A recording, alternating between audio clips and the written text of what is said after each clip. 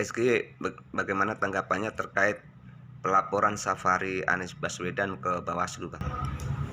Terima kasih. Assalamualaikum warahmatullahi wabarakatuh. Ya, itu kalau nggak salah terkait dengan safari politik mantan Gubernur DKI Jakarta Anies Baswedan yang telah diusulkan oleh Partai Politik Nasdem menjadi calon presiden, ya. Kira-kira begitu. Tapi ya saya dengar itu laporannya tidak memenuhi syarat material, ya. Nah, jadi begini ya. Ini kan ada fenomena, ya, safari politik Anies Baswedan gitu ya. Ada kumpulan massa dan di mana-mana gitu ya. Nah, menurut saya ini presiden buruk gitu loh. Presiden buruk. Ini dapat menjadi presiden buruk, ya. Kenapa? Dan bisa mengganggu jalannya roda pemerintahan. Ya. Kenapa? Karena kalau semua melakukan itu gitu ya. Misalnya calon-calon presiden yang lain, calon wakil presiden, bahkan DPR RI, DPRD kota kabupaten melakukan yang sama, melakukan pengumpulan massa dan sebagainya, ya ini kan bahaya gitu loh.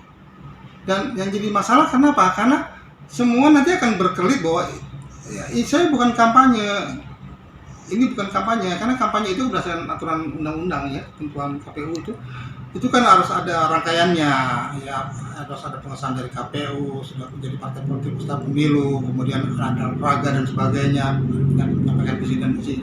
Nah, kalau sekarang ini dalam proses kampanye, tahun kampanye itu nanti ada sanksi pidana dan sebagainya gitu. Nah, kalau sekarang ini belum masuk masa itu, jadi nggak bisa dilakukan penegakan hukum, dilakukan aturan, nggak bisa. Ini bahayanya di situ. Nah, kemudian semua di mana-mana melakukan pengumpulan massa. Ini bisa chaos negara ini kalau terjadi itu. Kenapa?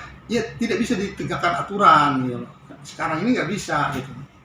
Nah, semua akan berdalih, ini bukan kampanye kok, dan nggak akan lolos dari jeratan sanksi aturan itu. Nah, kemudian jadi gimana ini persoalan ini? Nah, terkait dengan laporan itu, ya, terkait dengan safari dan laporan itu, ya, jadi menurut saya ini presiden buruk dan sangat bisa berdampak menjadi mengganggu jalannya roda pemerintahan, ya. Nah, bagaimana yang harus dilakukan? Pertama, Bawaslu dan KPU harus duduk bersama, ya, kemudian mengumumkan bahwa semua pihak itu harus menahan diri, gitu, terkait dengan prinsip-prinsip demokrasi dan tahapan pemilu dan tahapan kampanye. Dia tidak lagi melakukan hal-hal yang dapat merusak atau mengganggu nilai-nilai demokrasi, gitu ya.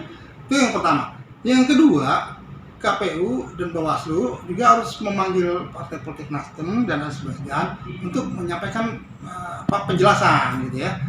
Penjelasannya intinya bahwa memang safari politik itu tidak dilarang, gitu ya. Atau memang juga tidak ada aturan melarang itu. Kemudian juga belum masuk masa kampanye. Tapi KPU dan Bawaslu harus memberikan pemahaman pada partai politik Nasdem dan Anies Baswedan untuk menjaga etika politik, gitu ya, untuk menjaga nilai-nilai demokrasi, untuk menjaga fairness, gitu. Jadi jangan sampai ada persepsi di publik bahwa loh, kok cuma Anies Baswedan saja bisa jabatan itu, yang lain juga harus bisa dong, gitu. Nah, misalnya calon presiden. Nah, kalau terjadi persepsi seperti itu kan itu bahaya, gitu. Nah, itu yang kedua. Yang ketiga, KPU dan Bawaslu itu juga bisa berinisiatif, gitu loh, mengusulkan perpu kepada presiden terkait dengan curi saat kampanye berikut dengan sanksinya, gitu. Nanti ada yang beranggapan ini kok perpu karena kan tidak darurat. Ya memang sekarang belum darurat. Tapi kalau ini menjadi presiden buruk kemudian diikuti oleh banyak pihak, gitu, melakukan pengumpulan massa, melakukan safari politik seperti yang dilakukan terjadi bagaimana, sementara tidak ada payung hukum untuk melakukan sanksi, gitu ya. Nah, itu juga jadi dianggap kampanye. Ini kan bisa kacau, ya, chaos buat negara ini. Nah, itu bisa lebih parah dari kondisi darurat, gitu loh, kalau sudah terjadi seperti itu.